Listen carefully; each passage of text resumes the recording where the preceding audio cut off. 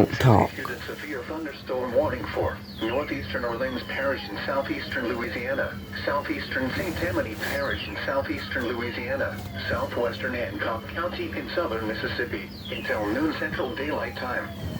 At 11:13 a.m. Central Daylight Time, a severe thunderstorm was located 8 miles northeast of New Orleans, moving east at 25 miles per hour. Hazard, 60 miles per hour wind gusts and half-dollar size hail. Source, radar indicated.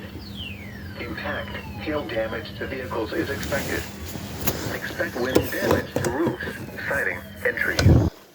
Locations impacted include New Orleans, Slidell, East New Orleans, Lake Catherine, and Pearlington. This includes Interstate 10 in Louisiana between mile markers 248 and 256, and between mile markers 260 and 265. For your protection, move to an interior room on the lowest floor of a building. Repeating, a severe thunderstorm warning has been issued until noon Central Daylight Time for the following parishes in Louisiana: Orleans and St. Tammany, and Hancock, Mississippi.